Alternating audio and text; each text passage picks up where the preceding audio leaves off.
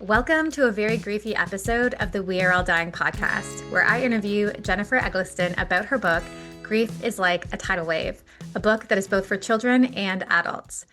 In this conversation, we talk about a variety of different losses that can be experienced, how to navigate grief with children, and how to move through grief when it just seems to keep coming. Thank you so much for tuning in today, and please share how this episode spoke to you or helped you in some way. Let's not get into that. That's a different podcast. Different podcast. All right, Jennifer, welcome to the We Are All Dying podcast. I'm so grateful to have this time to sit down with you to talk about your book and anything else that comes up in our conversation. So thank you so much for making this time. Well, thank you for having me. It's a real privilege and an honor. You're someone I'd love to get to know more about, so I'm really looking forward to this.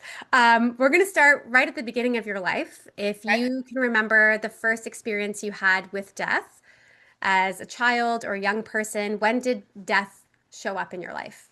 Okay. Wow. So I'll cast my mind back.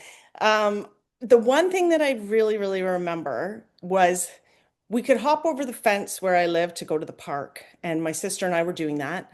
And I looked down in the grass, and it was kind of like taller grass back there. It was just like a field, and there was a dead rabbit.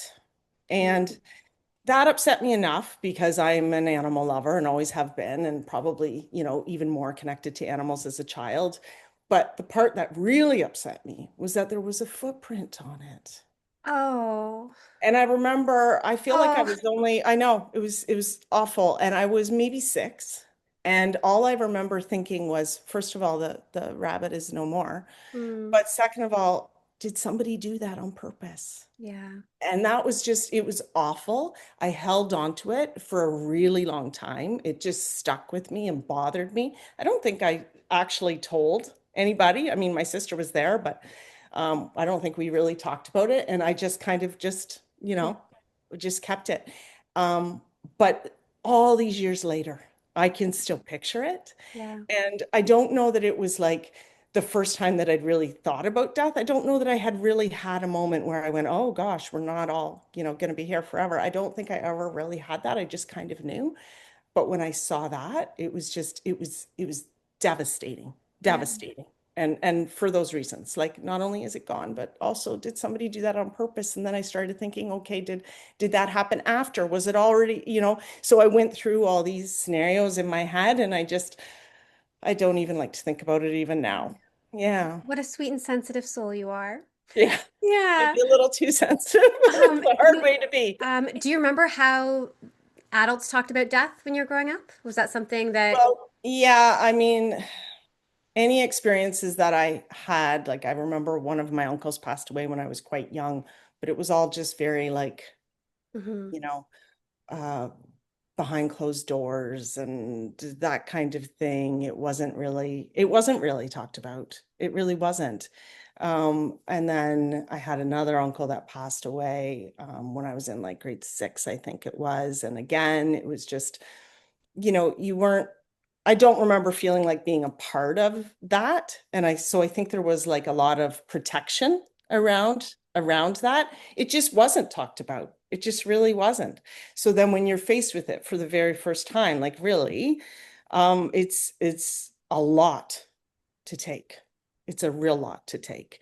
Yeah. And I just think that yeah, it has changed. It has evolved since I was younger, but it just wasn't really talked about. And if it was like, oh yeah, they're in heaven or, Yeah. those kinds of things. But that was really it. Yeah. You made such an important point there, which is when the adults just sort of keep it away from us, Yeah. they're really just delaying the inevitable for us, and we won't know what to do when it comes. And I Yeah. think that that's what a lot of us feel like is a Yeah. big death does happen, and Yeah. all of a sudden we have nothing to pull from. And if we Yeah. try to think back on how the adults dealt with it, it's just, all these walls and curtains and Yeah. and I You think can that hear things, yeah, but that's it, right? Like you could hear the murmurings or the talking or the crying or whatever, yeah, but you weren't part of it, yep. right? Yeah. Even Yeah. just seeing, not many of us have seen our parents weep, right? Or Hmm. cry or wail or have any of those deep, heavy feelings that come with death, with Yeah. loss. Yeah, Yeah, it is definitely a lot. And it's hard to be that person that is like as a parent doing those things, weeping and crying and falling apart basically in front of your kids. That's really, really hard. yeah, But when we do that, and because that's how we, feel at the time, and we allow them to witness that, yeah, they become part of that and they learn how to handle their grief by the way we handle ours. yeah. So, we're modeling it, right? Absolutely. And I Yeah, think beyond the grief, it's having more connection points with our kids and showing right. them that we want to include them in these moments. And yeah, that sort of modeling of whether the feelings are exciting or celebratory Yeah, or deeply upsetting, we want to be there with them through it and that they're a part of that for us too. And they do bring us comfort and yeah, connection, not in, using them for that, but that yeah, it's as a family, we get to be together and here for each other. right. Exactly. Yeah. Yeah, that's a good point. So you can tell me kind of what order you want to go in, but we are here with one primary important thing, which is to celebrate and talk about your book, which I hope people can see this. If you're listening to this, you can't see it, but it's a beautiful watercolor painting cover of a book, and it says, "Grief is like a tidal wave." And inside the book, every single page is a beautiful watercolor painting, which I believe, Jennifer, you did these yourself. I did. Yeah, Yeah. so that's part of the experience of the book. So that's why I think you also need to get this book, despite hearing what we talk about today, is the words of the book, but also each page is a beautiful artistic piece. Um, do you want to first talk about sort of why you came to this book, why this book, why you birthed it, where it came from, and because you've a lot has happened in the last few years, and so it does feel sort of how do I set us up for this? Yeah. Yeah. Yeah, sure. I can do that. Because that would make, I think, the most sense. Okay. Because I don't think most people would write a book about grief without having some big experiences, right? So for us in my family, there was a lot, as you said, all at once, really. It felt like all at once. My mom was diagnosed with stage 4 terminal pancreatic cancer in September of 2018. And that was like, it just completely blindsided us. My mom was incredibly healthy and fit and did nothing but take care of herself on every level. She was like the poster child of health. So then when she got that diagnosis, it was just like, oh my gosh, like how is this happening? So, and devastating, right? And so you start to kind of get your head around that. Her treatment started really quickly. She was amazingly lucky with her care. She had amazing care at the cancer center where she was, so that was really great. So her treatment started quick, but it was intense chemo, like the highest chemo that a person can tolerate. So and that is really rough at the beginning as people find what they can tolerate and I guess get accustomed to that and the whole routine of it. Like it's weird, but it becomes your norm. Mm. That chemo cycle and the scans and all those things. So we kind of just got our feet under us again. She was tolerating the chemo. They had found, something that was working to keep her like she was, her pain was decreasing. The chemo was bringing her like numbers down in terms of the cancer and that kind of thing. So it was working. And that took a few months. And then in February of 2019, so not that long after her diagnosis, then my brother-in-law um, died by suicide. And um, that was brutal. Still is. It's brutal every day. Um, so my husband and I have been together since high school.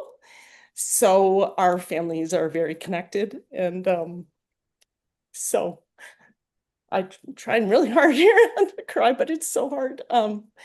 So that again was just an there is no grief like that in my experience. And having to tell our children that Right. um that was the hardest thing ever, ever. in my life that I have ever done, by far, was telling my children that. So, and of course, we miss him every day, and there's all of those complications that go with that kind of a loss.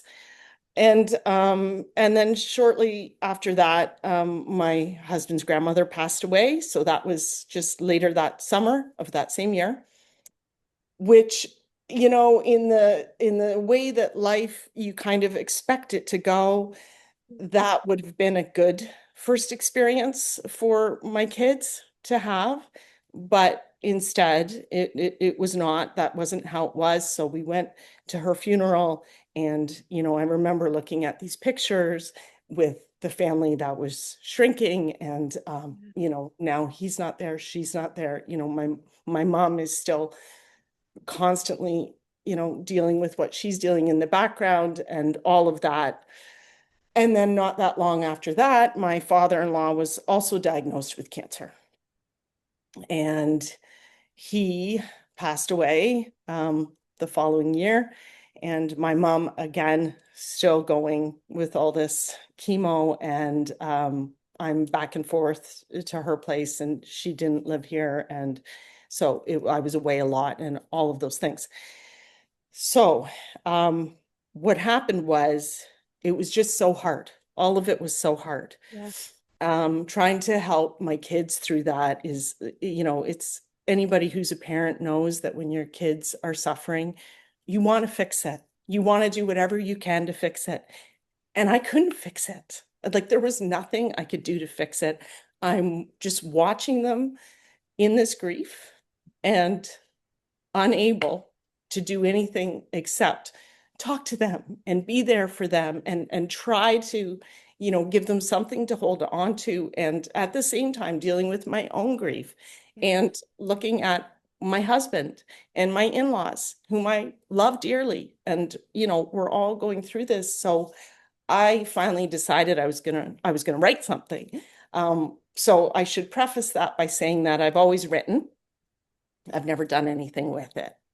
So I write a lot, and then I just stash it away, and it just sits, and nothing ever comes of it. But at this time, when I finished it, I just had this really strong sense that I needed to do something with it. It was like, no, I have to. Like, it had to happen. I just can't even describe the feeling. And I write in my head a lot. So I'll have things going on, like little poems or whatever, for a while in my head, and I'm editing them and thinking about them in my head for days, weeks, sometimes. And then when I finally sit down to write, it's like it just comes out. So this was the same. There was like part at the ending, I couldn't get the ending quite right. And I left it for a long time. Like, when I say a long time, I feel like it was maybe over a year, because, you're busy and whatever. And then I finally went back and just fixed the ending and got it right, or the way I wanted it. And some of what happened in the book, some of what I wrote, was a direct result of, like, conversations that I'd had with my kids, things that I'd said to them that they had said, that kids have a really interesting way of saying things and looking at things. And so I took all of that, and I always felt that this was something that kind of grew out of as a family, our collective grief. Yeah. And so I wrote it with my kids in mind. But then, like I said, when it was done, I needed to put it out there, and I just felt maybe this could help. Maybe this could help somebody, right? And then I had this image that I wanted watercolor paintings in it. And I was adamant. I was like, no, it just has to be. I could see it all in my head exactly the way I wanted it, but I'd never painted. So I was like, how is this gonna work, right? You've never painted before this. No, Wow. no. Like, I had, like, done like two little acrylic paintings that are really not to be spoken of. I had never even touched watercolor in my life. So I have a lot of artistic people in my Yeah. family, my children, my husband. And I had asked if my daughter could help me learn to watercolor. And I was told that there was no wrong way and that I just needed to do it and I Mm, needed to feel it. wow. And you did it. And I did it. I want to try something. Are you okay if I just pick a couple of random pages and we can Yeah, talk about where that came, like where the words came from? sure. Yeah, Well, first of all, actually, I want to ask about the metaphor of grief like a tidal wave.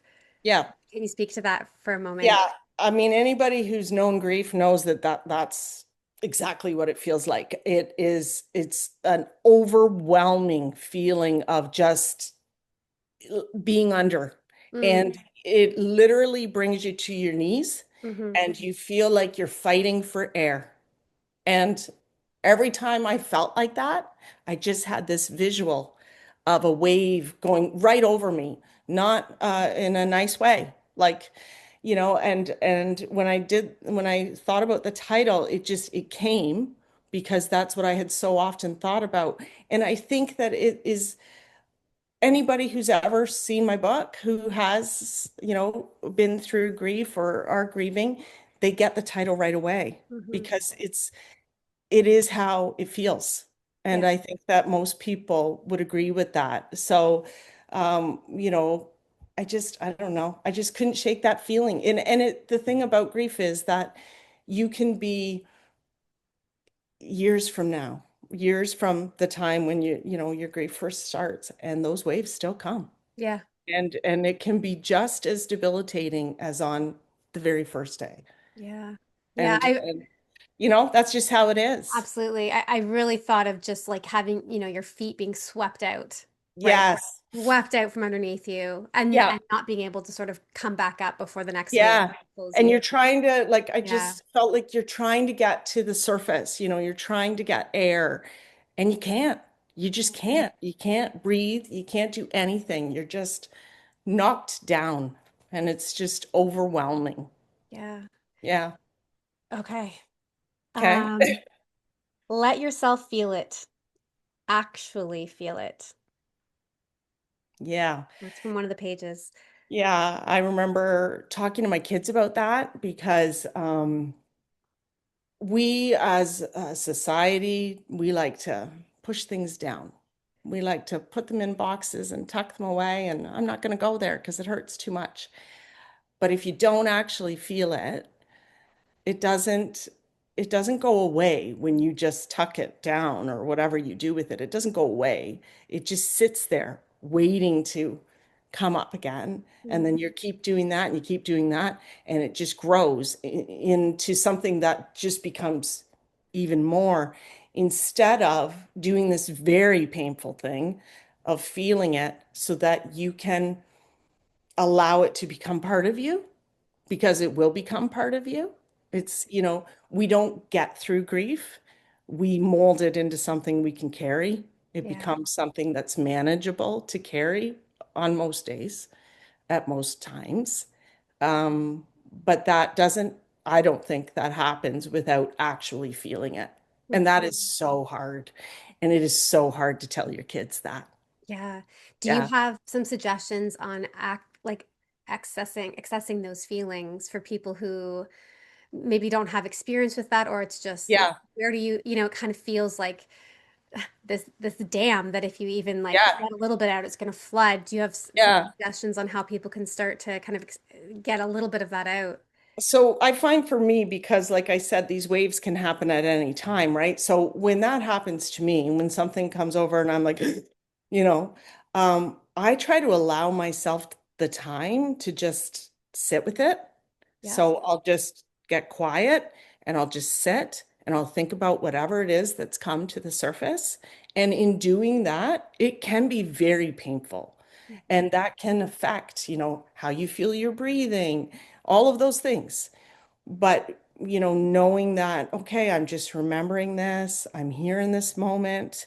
So you're grounding yourself in some way, and allowing yourself to be okay with feeling not okay for that time. Yeah. And knowing that you won't get through it in that way that we think about when people say that, but you will get through that moment so that you can, carry those feelings with you in a way that isn't debilitating. Yeah. So I mean, I would say like the breathing is repeated right throughout is a huge thing because sometimes when you're in those throes of grief, any kind of very deep emotion, we need to breathe. That's what we can access always. It's always there for us. So doing those deep breaths and being aware of the feeling of your breath going in and going out can allow you to kind of center yourself and take those waves coming at you, Yeah. you know? Yeah. Thank you. Hmm. Oh, I just turned to breathe in, breathe out. Yeah, there you go. Um, okay, this one, similar but actually really different. Look at that memory. Really look at it. This was one of my favorites, actually. Yeah. How did that come to be for you? Well, that actually came right out of a conversation that I had with one of my kids. Um, and he was really, really having a hard moment. And I asked him what he was thinking about, and he said, as much as I can at one time. Wow. Wow. Yeah. So that came from that because you have to visualize and remember all those like really, really good memories to hold on to them.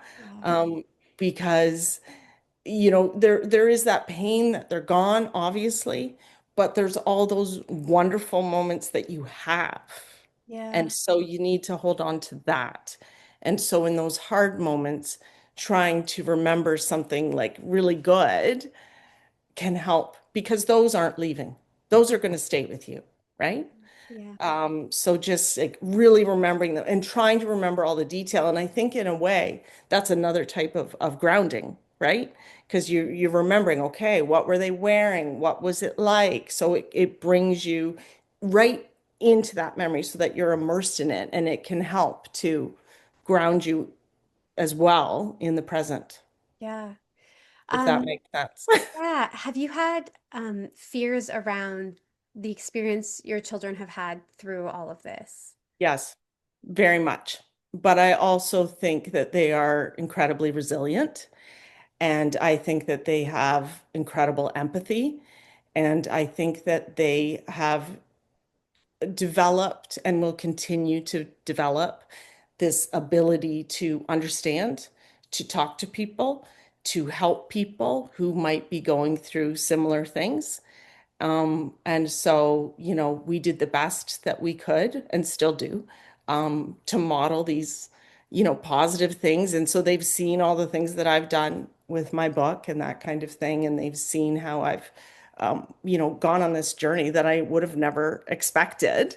And so I feel like that's a positive message for them. Yeah. And so like I truly believe that this will help to develop those important understanding skills that a lot of people don't really have Yeah. and around these kinds of things because if you don't have the experience then it's not a judgment. It's just that you have to sometimes have the experience to really truly get it.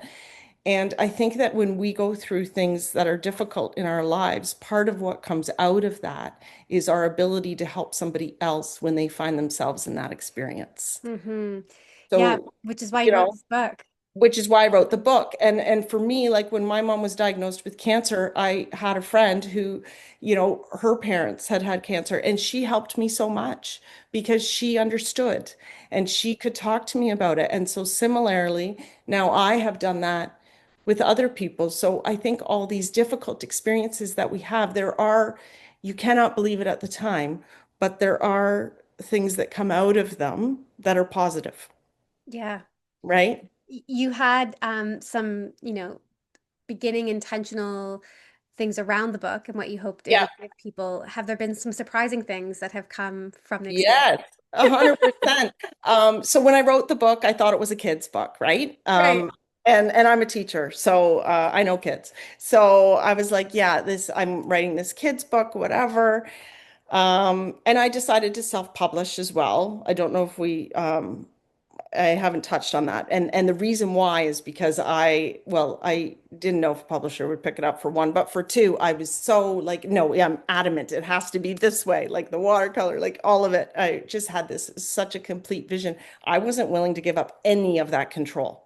So I completely self-published. Like I did everything. I didn't hire a company to do anything. I did all of it except for the actual printing, where I found a good printing company in Toronto where I get them printed. That I was happy with their work because I was so fussy about the quality of the paper and all that stuff. But okay, so I went off track there a little bit. So when I wrote it, I was thinking kids book, right? So I got my first draft back. I think it was May of 2024. Got like my single book in the mail, and it was so exciting. And then I said, "Yeah, it looks good," and I ordered 50 copies. And I was like, am I ever going to even sell those 50 copies, right? And so I started like kind of tentatively giving it out, to people and getting people's opinions and whatever. And the response was just overwhelming. Like the comments that I got back from people, like so nice and not fake. Like, and I have had people tell me that they read it on their hard days. I've had people tell me that they read it every day, that they keep it Wow. beside their bed, that they read it like like that's amazing. And then I started realizing that these people were adults. Mm. And so I was like, okay, I think maybe this is actually a book for anybody, right? Yeah. And that was because I think I was a little bit nervous to say that at the beginning. I don't know that I had the confidence, I guess. So I thought, okay, kids book, right? But when you think about it, when you're like deep in grief, you can't concentrate. Like I'm not reading something complicated, Yeah. but this is accessible enough for people that they can read it and even they can just even look at it. And even if you're just doing the breathing pages or whatever, you can get something out of it. And I think that's why I've had this response. And then from there, I started contacting like different grief organizations and that kind of thing. And I sent like copies out to people. And then I, went to Kohl's in the mall and they were like, yeah, come in for a book signing. And then that led to, I've done 7 book signings now, I think. Can't remember. And I've got it into a bunch of indigos and, all these things that like, if somebody had told me this back in 2018, 2019, I would have never believed it because again, you don't think that something positive can come out Yeah. of this horrific spot that you're in, but also the response from people. Like it literally makes me cry and probably not shocking, but when I read the things that people write to me, is Yeah. it so then I feel like I really have helped, and that burns the fire in me more. Like what else can I do? You know, Right. what else can I do to help people, even to get conversations going? Yeah. So I read it at a children's grief group. I was invited to do that. And just as a way of getting children to like an opening conversation, because like we were talking about before, that wasn't the case. Well, we need these conversations so Yeah. that kids can cope with their grief and that kind of thing. So those kinds of things I try to do Yeah. to try to help. And it's been amazing. So as of now, I'm more than 450 copies out in the world Incredible. somehow on shelves in homes, wherever. But Mm.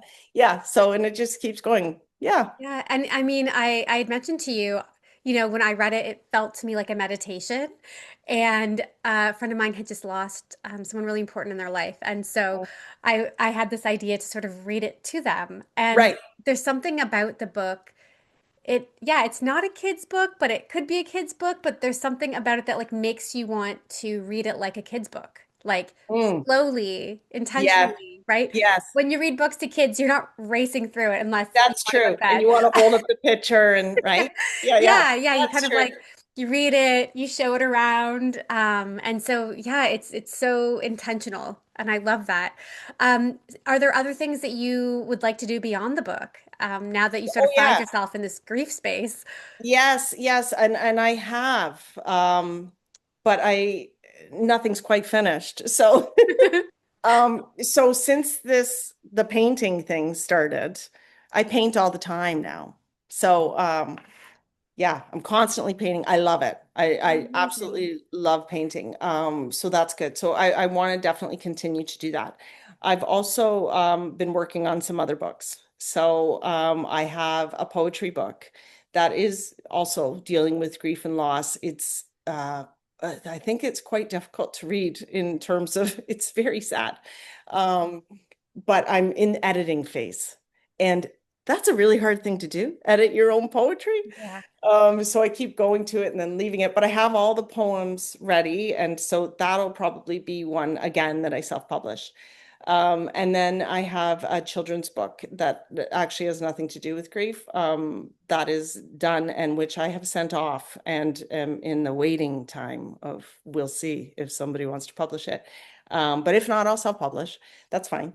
But thought I would try. So those kinds of things, I'm always doing those kinds of creative things, which I think is like so helpful. Yeah. I've done a couple of these grief talks as well, and the focus of my grief talks have been about how the arts and creativity can help with navigating grief. So I would love to do more with that, Mm. like help people through that, like actively, you know? I haven't figured out how that can look yet, but yeah, Yeah. thinking about it. Yeah. Um, are there things you've learned about yourself through all this loss and grief that have surprised you? Yes, definitely. Well, first of all, I have learned that sometimes you got to put yourself out there. And I've done that. And I've done that with this and all these years leading up to the now, I hadn't. So I learned that I could do that. And I've learned that, like I think most people are stronger than they think. And so when you are faced with what feels impossible, that there is a way. And so I've learned that my way is by, I've always kind of, I guess, been like this, but it solidified it, is like I have to do something.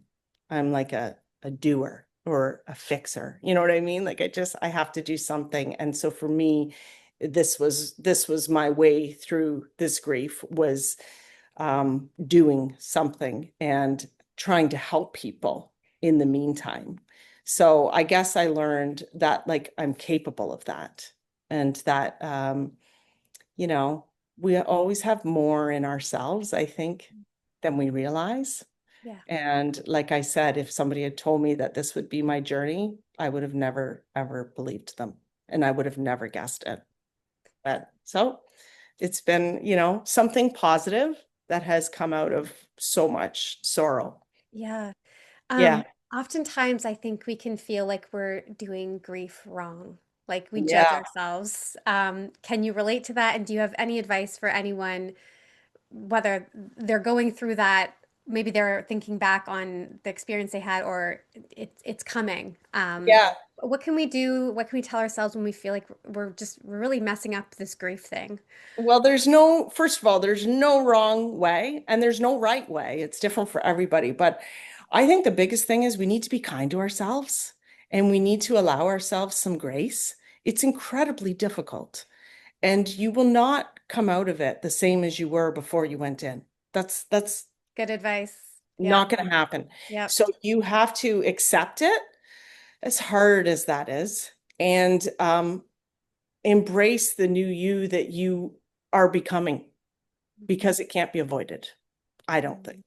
Yeah. Like it, but I think the biggest thing is just to be kind to yourself and allow yourself that time and try not to put so much pressure on yourself to be a certain way, act a certain way, be okay in these situations, do these things, all that. That's what we do as a society, and we expect a lot of ourselves.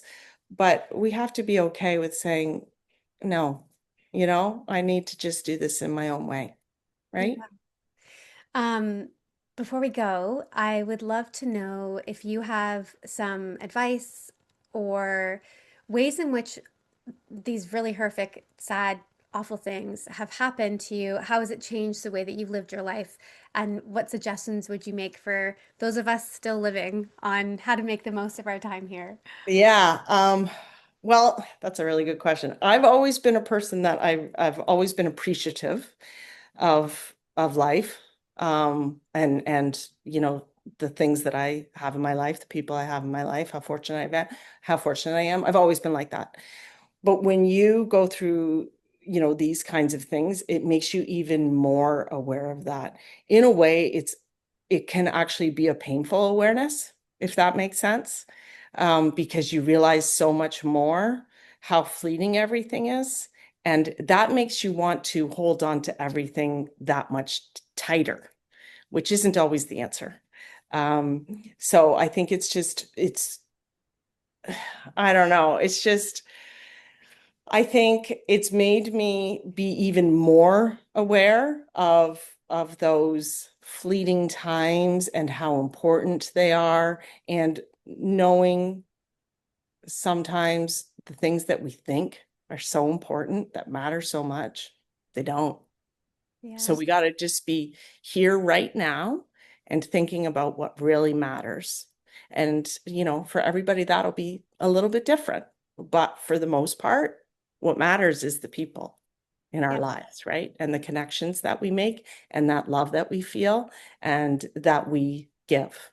So how we live now affects everybody, right? We all have this energy in us, and we all interact with each other, I think, and that kind of, you know, those interactions matter. So I think just again, like being able to appreciate what you have and slow down for a minute, right? Sometimes I ask myself when I get like, we all got like this, like you're worried about something, right? And I'll be like, okay, is this going to matter in a week? Is it going to matter in a month? Is it going to matter in a year? And quite often it doesn't when you really think about it. So then, okay, do I need to be worrying about it this much right now? And quite often the answer is no, Yeah. Thank you right? so much, Jennifer. I'm so grateful that you chose to sit with the big feelings, to act on them, and it's just remarkable what you've done in such a short period of time. And I can't wait to see how you continue to help people through grief and be there alongside them every day. Well, thank you so much. It's been a real pleasure chatting with you. Grief can be so isolating, especially if you live in a culture where death, loss, and grief aren't something that is talked about, where people don't really know what to say or how to handle it. And for the most part, we kind of just feel left alone and we want to be alone. So showing up, listening to this allows us to have a sense of community. And I do hope that in listening to this today, you do feel less isolated in your grief. If something spoke to you today, or you just want to share that you were here with us in this conversation, please do that. It means so much to know that there are other people that are having this experience with us as we have these conversations. If there's a topic that you would like to have covered in the future, or an author, or a speaker, or just someone on this planet that you think has a lot to offer as it relates to conversations around death, loss, and grief, please let me know. And thank you so much for being a part of the We Are All Dying community.